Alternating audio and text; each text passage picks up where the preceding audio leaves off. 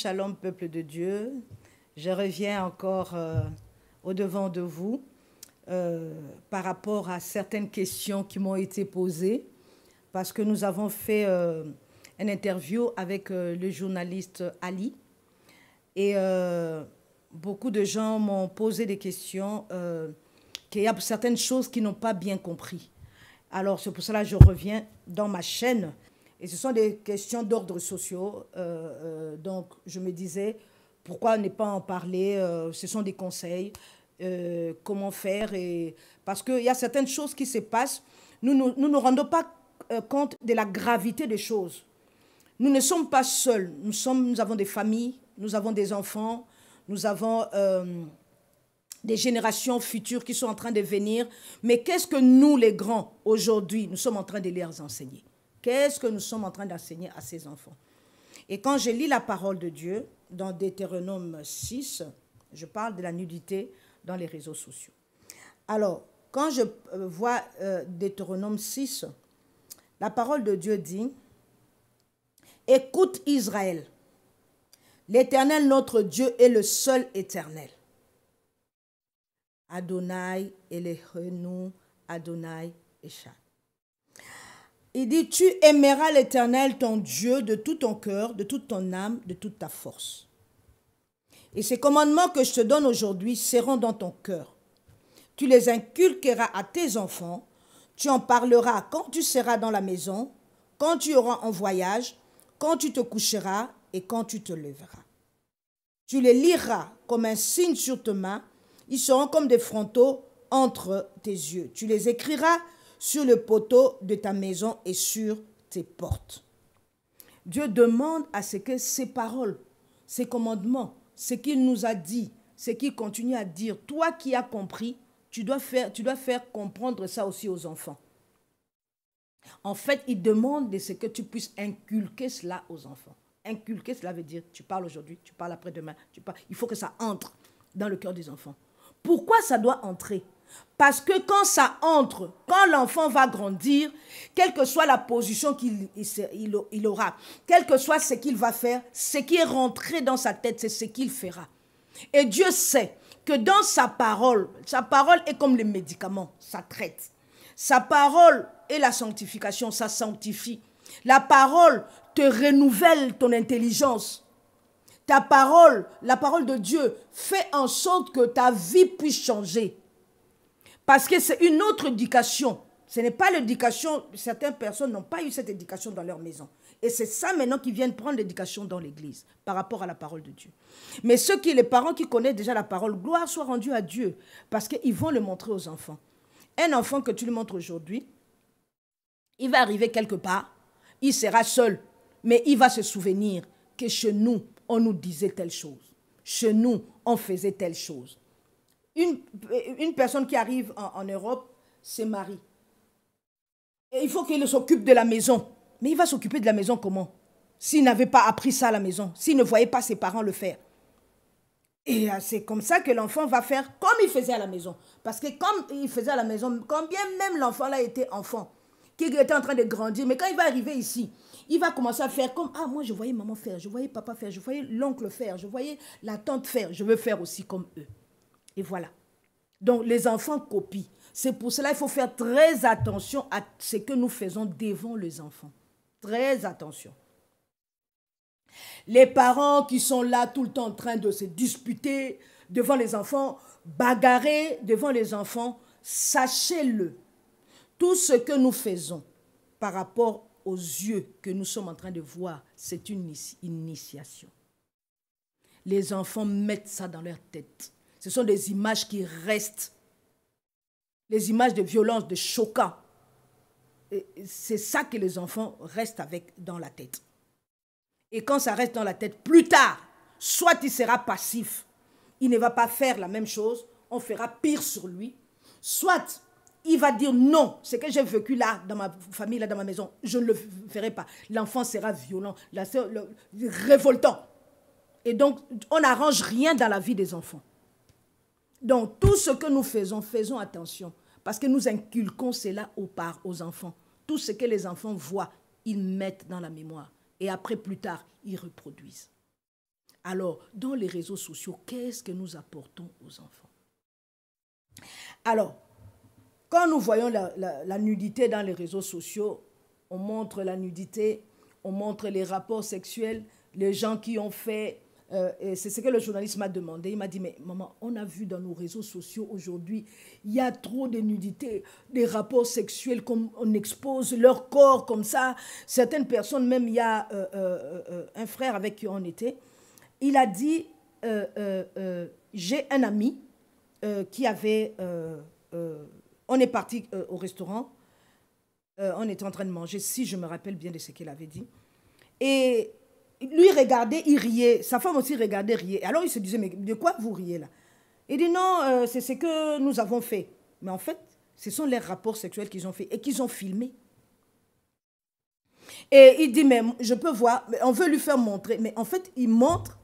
Ça, le monsieur dit, mais je peux lui montrer. La femme qui dit, mais c'est pas un grave, c'est pas un problème. Donc, elle n'a même pas honte de cette nudité. Elle n'a même pas honte qu'on voit ses parties intimes. Les parties qui sont cachées. Les parties qui sont sacrées. Les parties qui sont réservées soit au mari, soit à la femme. Si Adam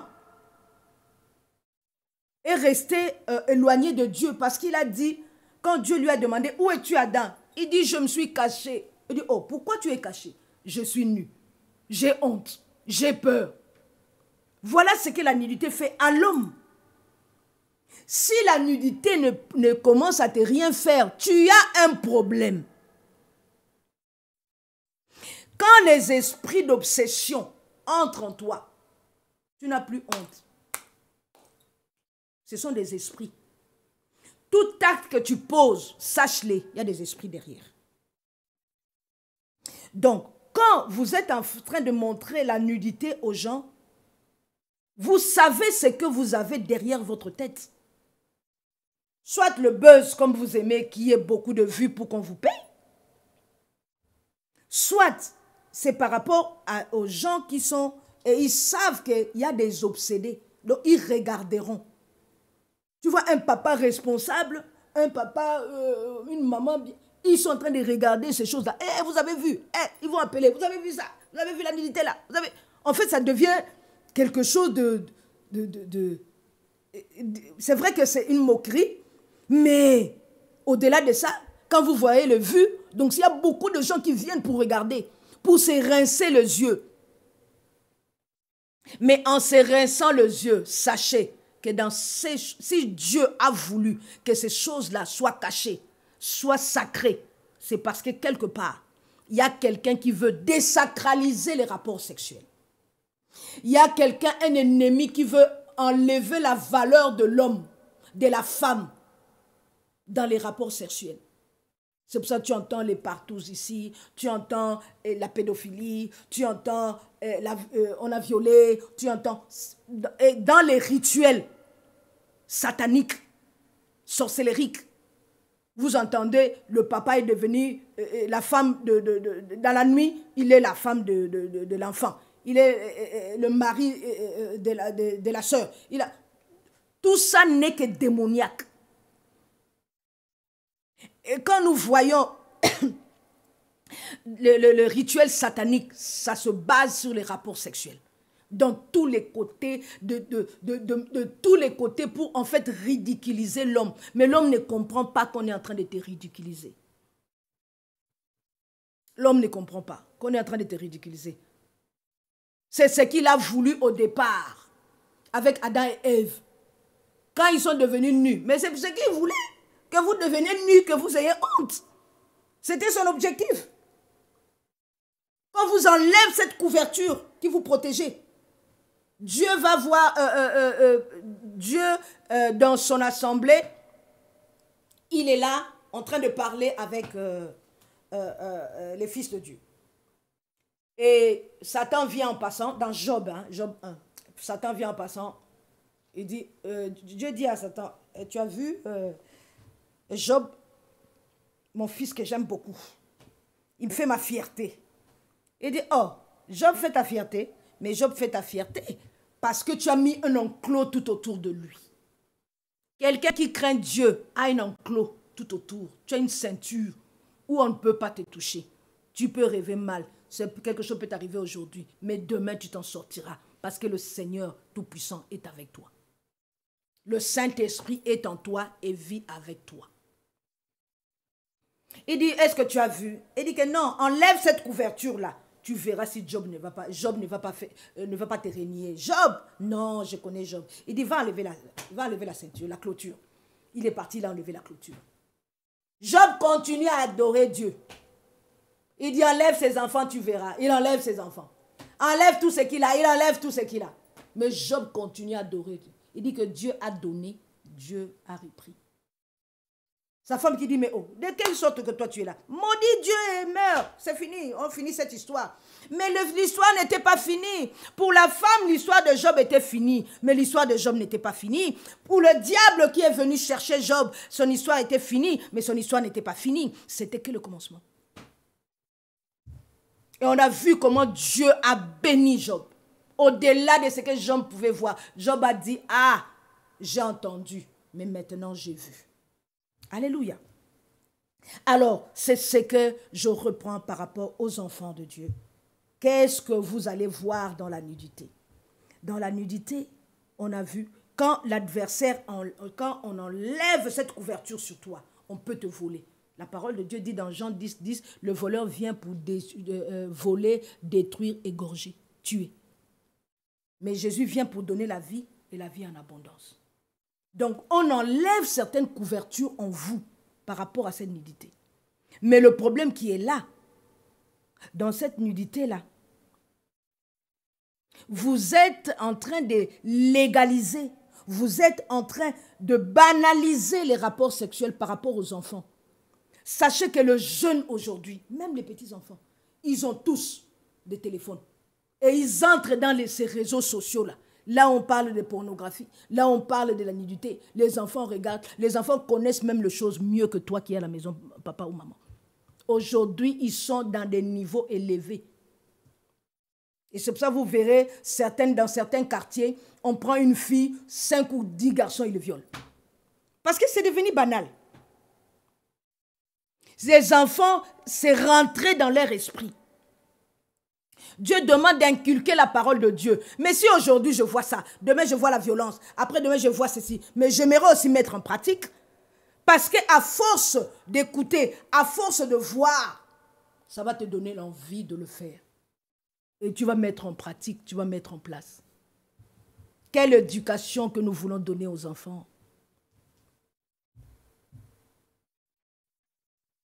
Dans les réseaux sociaux, nous avons vu, moi j'ai connu une sœur qui était vraiment vierge. Cette fille ne connaissait pas d'homme, il ne connaissait pas d'homme, il ne connaissait pas ces choses-là. Mais toutes les nuits, elle avait le mari de nuit, les femmes de nuit. Elle faisait les rapports sexuels la nuit quand elle dormait, chaque fois. Et quand elle se réveillait le matin, elle était vraiment mouillée. Elle se disait, mais je ne comprends pas. Mais or, elle regardait les films pornographiques. Je vous ai dit, en toute chose, il y a un esprit derrière. Tu regardes les films pornographiques, il y a des esprits derrière qui sont en train de se manifester par rapport à ce que tu es en train de voir. Il y a des gens qui font la masturbation. Il dit que je suis seul. Tu es en train de faire la masturbation, mais tu es en train de te, comment on appelle ça? Tu es en train de te tromper. Il y a les esprits qui sont là, qui vagabondent à gauche, à droite. Ils cherchent où s'installer. La parole de Dieu dit, l'ennemi profite de la bassesse des hommes. Quand il y a la bassesse des hommes, c'est là que les esprits viennent. Sache qu'en faisant ces choses-là, tu ouvres la porte aux maris de nuit, aux femmes de nuit. Tu crois que tu es seul en train de le faire? Non, tu le fais avec les esprits. Et finalement, quand tu ouvres la porte à ces esprits-là, ils vont commencer à revenir. Ils vont commencer à revenir. Et comme ça que tu deviendras vraiment... après, pour avoir le mariage, c'est un problème. Soit tu as un homme ou tu es une femme, aujourd'hui, problème, demain, problème. Avoir le mariage, ça se sépare. Pourquoi? Parce qu'il y a certaines femmes de nuit qui n'aiment pas que toi, tu te maries. Il y a certains hommes de nuit qui n'aiment pas, maris de nuit, qui n'aiment pas que tu te maries. J'ai connu une tante qui avait deux premiers maris qu'il a voulu se marier. Avant le mariage, une semaine avant le mariage, le monsieur est tombé malade. Gravement malade. On a annulé le mariage. La deuxième fois, le mari a fait un accident. Le mari a dit, moi ici, là, je pense que je vais m'arrêter là. Deuxième mari, à 3 jours du mariage, accident. Il est mort. Pourquoi? Parce que son mari de nuit ne voulait pas qu'elle se marie. Tu vas rester avec les hommes comme ça, bouleversés, à gauche, à droite, oui. Mais quand maintenant c'est le sérieux, il dit non. Quand une fois j'étais au Cameroun, il y a une femme qui était mariée et elle ne comprenait pas. La nuit, quand elle dormait, elle se retrouvait par terre. Oh, le matin, elle se retrouve par terre. Elle vous regarde. Mais mon mari est en haut, moi je suis en bas. C'est quelle chose là? Et c'est comme ça qu'il a commencé à chercher Dieu. Je ne comprends pas, moi, la nuit, moi je me retrouve par terre. Et or, quand elle a commencé à rentrer dans les prières, c'est là. Un jour, elle était dans la cuisine en train de préparer. Elle entend. Et on la pousse. Mais elle regarde, elle voit personne. Elle dit, mais c'est quoi ça? Elle a eu peur. Elle a pris ses bagages, elle est venue à l'église. Elle dit, regarde ce qui s'est passé. On a dit, ah, ça c'est la femme de nuit. C'est la femme de nuit là, de ton mari qui t'a fait tomber là. Et quand elle a commencé les prières, le jeûne et prières, tout ça, son mari a dit, qu'est-ce que tu me veux? S'il te plaît, arrête ça. Il dit, mais comment je vais arrêter ça? Il dit, mais tu me mets dans les problèmes. Il dit, dans les problèmes, pourquoi? J'ai une femme qui me visite toutes les nuits. C'est pour ça que tu te vois que tu tombes souvent la nuit. C'est elle qui te pousse. On ne s'amuse pas avec ces choses-là. C'est que tu vois, c'est souvent l'initiation. C'est pour cela, quand je vais dans la parole de Dieu, je vais dans Romains 12. Je vais dans Romains 12. Romains 12, 1. Voilà. Romains 12, 1. Il dit, je vous exhorte donc, frères, par les compassions de Dieu, à offrir vos corps comme un sacrifice vivant, saint, agréable à Dieu, ce qui sera de votre part un culte raisonnable. Ne vous conformez pas au siècle présent, mais soyez transformés dans le renouvellement de l'intelligence, afin que vous discerniez quelle est la volonté de Dieu, ce qui est bon, agréable et parfait. Il dit, soyez transformés dans votre intelligence. Dans votre intelligence, tu seras transformé comment? En lisant cette parole, elle te transforme. Parce que les images entrent. Quand tu lis, par exemple, comme je suis là, si on me dit une banane, dans mes pensées, je vais représenter la banane. Je n'ai pas vu la banane, hein, mais parce que je connais la banane. Si tu me dis la banane, je vais le transformer la banane. Donc, ces enfants-là, qui voient les rapports sexuels, quand ils ferment leurs yeux, c'est normal qu'ils revoient ces choses-là. C'est normal que toi-même qui vois ces choses-là, les nudités, les rapports sexuels dans les réseaux sociaux, c'est normal que ça commence à revenir en toi. Et après, tu vois les petites, les jeunes filles, et les hommes à gauche, à droite. La fille devient excitée, la fille devient, comment on appelle ça, mouvementée. Mais ce sont ces réseaux sociaux. Ce sont ces réseaux sociaux. Certaines personnes font cela, ils savent ce qu'ils sont en train de faire. Ils sont en train de vous maudire en montrant la nudité. Quand tu vas dans Lévitique 18, lis Lévitique 18, tu verras ce qu'il y a dans la nudité. Ce sont des malédictions que nous cherchons. Les gens savent ce qu'ils sont en train de faire. Ils sont en train de vous maudire en vous montrant ces choses-là. La sorcellerie est devenue comme monnaie courante. Hein? Le loge, l'occultisme, quand tu vas chercher le pouvoir, tu vas chercher la richesse, on te demande certaines choses. Désacraliser le corps. Désacraliser ce qui est sacré, la famille, le frère, la sœur. Tu vas chercher dans le loge, on dit tu dois coucher avec ta sœur, tu dois coucher avec ta mère, tu dois coucher avec ton père, tu dois coucher. Tout ça, c'est désacraliser. C'est ce que l'ennemi veut. Détruire la famille, détruire l'homme, détruire les enfants.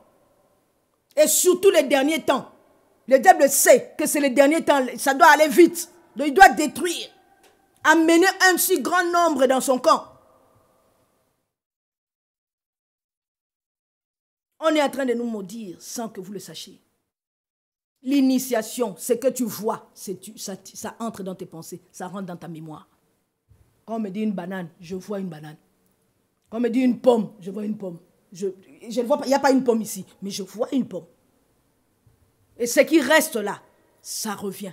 Deux fois, quand tu lis la parole de Dieu, certains rêves, c'est ce que tu as vu, c'est ce qui s'est passé, c'est ce que tes réflexions, c'est ce que tu as vu, ce que tu as réfléchi. C'est pour ça que quand souvent quelqu'un vient et dit que oui, je rêve des choses, je ne comprends pas, je rêve des choses comme ça. Je te demande, qu'est-ce que tu as vu dans cette journée, hier, avant-hier, qu'est-ce qui s'est passé? Parce que ça peut être ce que tu as vu dans la journée, ce que tu as vu hier, ce que tu as vu dans les films, ça peut se reproduire dans tes rêves. Et les enfants, deux fois, tu demandes, ils te disent, ah que j'ai vu ça. Mais s'il a vu un film, il peut reproduire ces films. C'est pour ça que nous devons choisir, surtout les enfants, les petits-enfants, qu'est-ce qu'ils sont en train de regarder. Une jeune femme, son mari avait voyagé. J'ai donné l'exemple là par rapport à cette interview avec le journaliste Ali. Et cette femme, son mari a voyagé.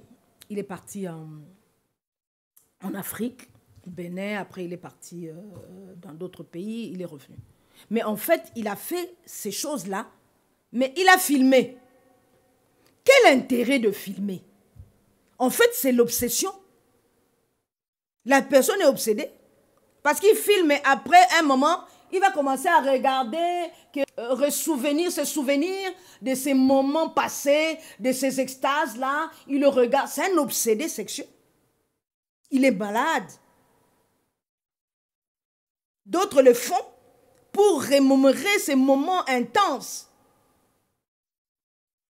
Mais c'est parce qu'il est obsédé. Il doit le revoir. Et après, ça devient... il croit qu'il est en train de faire avec cette femme. Tu le fais avec les esprits. Et là, pour le sortir de ces moments-là, il faut la délivrance. Et je parle encore par rapport à ce que les hommes font. Ils copient, surtout les Africains, quand ils viennent en Europe, ils copient mal. On fait au-delà de ce que les Européens, même qu'on a trouvé, font. Comme on a vu qu'eux, ils font le porno, nous aussi, on va faire notre porno, à notre façon. Comme il y a TikTok, il y a YouTube, il y a Instagram, il y a Twitter, il y a toutes ces choses-là. Donc nous aussi, on va exposer. Ils copient mal. L'homme africain copie mal. Il veut faire plus que ce qui a été fait. C'est pas bon.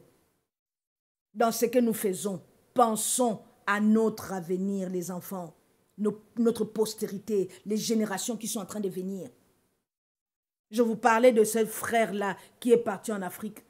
Il a enregistré toutes ces choses-là. Et un jour, l'enfant, il est revenu comme si de rien n'était. Un papa doux, bien, avec sa femme. Sa femme, c'est que son mari, mon mari n'est pas dans ces choses-là. Un beau jour, l'enfant prend le téléphone. Papa, je vais jouer avec le téléphone. L'enfant a commencé à jouer avec le téléphone. L'enfant voit papa avec d'autres personnes. Papa, il dit, maman, viens voir papa. Viens voir. Il vient montrer à maman. Maman qui dit, hey, il a pris le téléphone. La maman a pris le téléphone. Elle est partie voir le monsieur. C'est quoi cette histoire? Ah non, je vais t'expliquer. Tu vas m'expliquer quoi? Toi-même, tu as enregistré, je vois. Les enfants, l'enfant là qui a vu. Tu mets cet enfant-là où?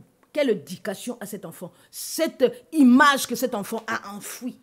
Vous savez, les images que nous prenons, surtout les enfants et la jeunesse, tout ça, et même nous-mêmes, il y a certaines images que tu peux détruire. Mais il y a certaines images qui rentrent dans ta subconscience. Et après, ça va commencer à agir. Plus tard, ça va commencer à agir. Regarde seulement un chemin que tu prends. Par exemple, moi, je prends mon chemin pour venir ici, là où je suis, à Aulnay-sous-Bois, dans cette chaîne de papa Mbamou, le réalisateur, Christian Mbamou, à Aulnay-sous-Bois. Quand je viens là, je peux fermer mes yeux et rouler jusqu'ici. Hein. À partir de rond-point de Aulnay, là, de McDonald's, pour arriver jusqu'ici, je peux fermer mes yeux. Même si je pense à autre chose. Je peux venir, je sais que je viens là-bas, j'entre. Pourquoi? Parce que je viens tout le temps. Et en le voyant tout le temps, en le faisant tout le temps, ça rentre dans ma subconscience. Donc si je dis que je vais là-bas et que je suis en train de penser à autre chose, je vais doubler, je vais ailleurs. Parce que je connais la route. Un jour, je venais, c'était un dimanche soir, je revenais, parce que je sais que je fais souvent les émissions le dimanche soir. Je reviens, au lieu d'aller directement à la maison, je commençais à prendre, comme je pensais à autre chose. J'ai pris la route, c'est comme si je venais ici. Pourquoi? Parce que c'est l'image qui est restée en moi. Donc, je peux le reproduire facilement. Et après, à un certain moment, je dis, ah, mais je rentre à la maison, comment je vais de l'autre côté? Parce que j'avais eu cette habitude de partir par là. Et que tu le veuilles ou pas, c'est que tu vois aujourd'hui, tu vois demain, tu vas le reproduire d'une façon ou d'une autre. Que Dieu nous aide à cause de ces choses-là. Et quand je vois aussi ces choses-là, par rapport à tous ces abus par rapport aux réseaux sociaux, surtout pour les jeunes, il y a le contrôle parental qu'on peut activer dans le téléphone. Et à part ça, il y a le Safe Search, S-A-F-E, S-E-A-R-C-H, qui peut bloquer ces applications. Tu rentres dans Google, tu rentres dans Safe Search, et ça peut désactiver ces choses-là. Quand ça vient, ça ne va pas entrer. Mais il y a beaucoup d'autres choses qu'on peut faire aussi pour que nos enfants n'entrent pas dans ces choses-là. Que Dieu vous bénisse. J'espère que j'ai eu à parler encore de long en large par rapport à ce que vous avez vu dans l'autre chaîne et que vous avez demandé d'en parler en français. Que Dieu vous bénisse. Vraiment, purifiez vos pensées. Choisissez ce que vous regardez. Dans toute chose, il y a un esprit derrière. Et ne laissez pas tes portes, les portes des yeux, les portes des oreilles, les portes des pensées, que des choses entrent afin de s'asseoir. Quand il s'assoit, pour faire sortir, c'est la délivrance encore. J'ai des jeûnes et prières. C'est des moments incroyables. Que Dieu vous bénisse. Soyez renouvelés dans vos pensées. Que la parole de Dieu puisse renouveler vos pensées.